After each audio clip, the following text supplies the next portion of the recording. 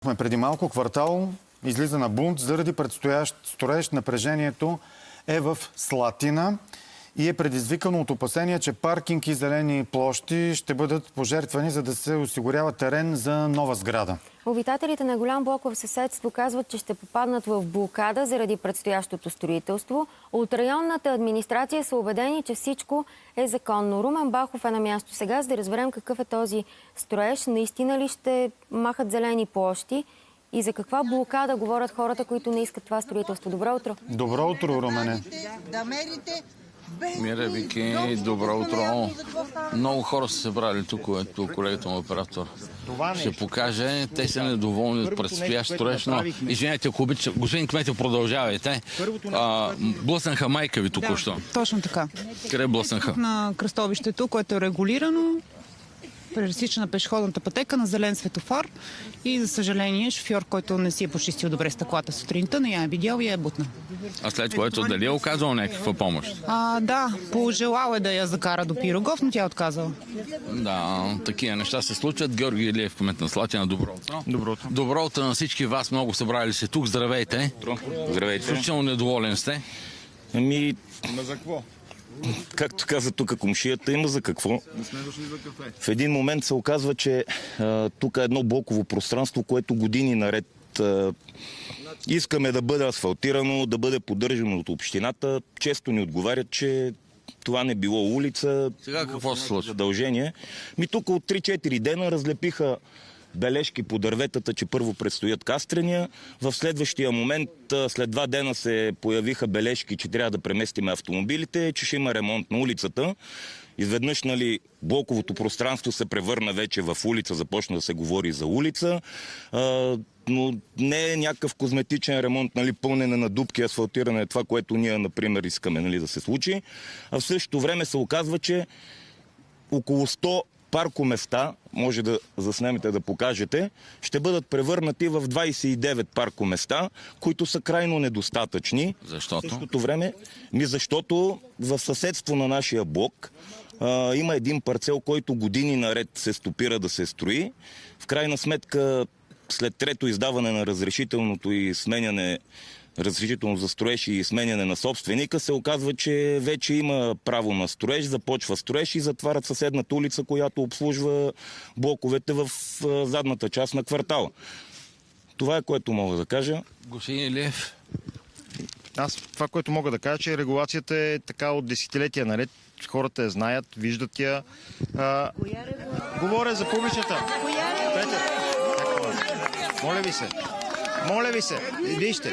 Колега, нали казахте, че сте инженер? Знаете каква е регулация? Знаете... Ами, вижте, аз гледам... по-наблизо на Улица от 1826 година. Аз смятам, че това въобще не контрастира на съвременните изисквания. Слушам. Здравейте, казвам се Мила Тодорова. Родена съм в една къща, която е до блок 22, тези 22 етажните. След което ни бяха дадени апартаменти тук. Така че реално съм дошла на годинка тук. Имаме, Да не разказваме цялата ви история от детството. Аз това, което знам от моите родители, е, че идеята беше да се затвори реката с цел обезопасяване, защото тя самата не е много безопасна. Мостовете, споменахме ги, че те не са безопасни. И това беше идеята, да се прекара улица. Това беше идеята, която е от много години. В момента ние реализираме съвсем друга идея. И съседите я казаха. Това, което виждам, което са разработили колегите от Столична община, е проект за изпълнение на уличната регулация с цел, за да може, ако се извърши строителство в този частен имот, за който вие всички говорите, да има все пак откъде да се стига, да се влиза в квартала. Разбирам ви, то има други точки, от които може да се... Елате, вие сте много недоволни от сутринта. Недоволна съм, защото аз когато дойдох преди 35 години... Моля ви, нека всички да не се връщате в детството си. Сега какво се случва? Доколкото разбрах, улица щяла да минава тук. Улица ще минава ли тук? По принцип, до скоро, до преди 4 дни, се водеше, че не е улица. Какво ви пречи предстоящата улица? Първо, което е, че няма къде да се паркират колите на блок 68, които не са малко. Това паркоместа са от много години така си... Връщам ви при господин Кмета. Господин Кмете, вие сте говорящ тази сутрин.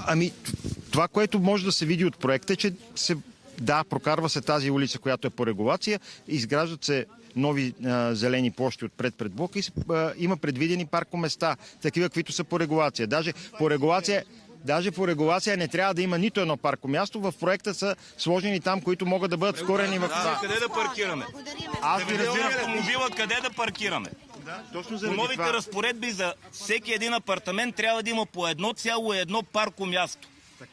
Значи тук вие сте грамотен човек, сметнете колко апартамента са. Минимум 90 паркоместа. Къде да паркираме? Ако искате, разходете се отзад, погледнете, има ли празно място. Погледнете колко коли са. Ние не сме тук от 2 дена, ние сме от 40 години. Отзад е улица. Има в историята на блоковете блок, който е заобиколен от 3 улици. И значи построявате вие улица, живущите тук излизат директно, стъпват на улицата. Директно стъпват на улицата. Майки с колички, деца, възрастни хора, инвалиди. Не, директно стъпват на улицата. Вие много добре знаете какво е движението тук и какъв е потока. Това всичко ще излиза от Слатина, ще излиза през тази улица. Вие не знаете, господин кмете, но този строеж не е случайно изоставен. Тази идея. Защото тук е правено геоложко проучване, което доказва опасност от извършването на такива реконструкции, защото земните слоеве пропадат. Освен това, появата на метрото... Реката прелива вече 2 пъти. 2 пъти на година... Вие това взели ли сте го в предвид? Не сте го взели в предвид. Вижте, проектът не е разработен от нас, нито е по наша поръчка. Това, което ние... Аз съм тук в момента... Вижте... Да. Обяснявате ли си Не са... Има издадено... От едната страна ще бъде на този блок метрото. От другата страна, където иска да се строи, ще бъде строеж с подземен паркинг. Вие давате ли си сметка какво ще се случи тук? Вие какво искате? Това да бъде следващите Елени или следващата Сливница? Защото точно така ще стане с този блок. И после ние пак нищо не знаеме. Ние просто нищо не знаеме. Просто някой е дал разрешение да се строи. Нищо, че има наводнение, нищо, че ще има... Уважаеми колеги, уважаеми зрители, присъстваме на общо квартално събрание. Всички искат да си кажат думата, всички са притеснени. Господин кмет е категоричен, че нищо лошо не предвижда да се случи, но тези хора категорично заплашват, че ще блокират близкото кръстовище, на което преди съвсем кратко време пострада възрастна жена, блъсната от мъж на пешеходна пътека, който твърдял, че стъклото му било запотено.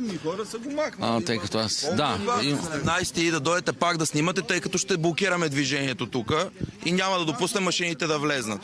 Това е от нас. И това е от нас. Румене, благодаря ти. Виждаме все по-често, че има вече гражданска нетърпимост към всякакъв вид ново строителство. Не знам има ли как града наистина да се разширява, нови регулирани райони да се строи на нови места, защото пък проблема с паркирането е повсеместен и да, в крайна сметка всички предпочитат даже и в Кал нерегулирано да паркират, но да има къде да спрат вечер, прибирайки се, отколкото да има облагородена площ, която пък не ти дава право да спреш в квартала. Голям проблем става това с паркирането. Ние по-късно по друг повод ще говорим за паркирането пак.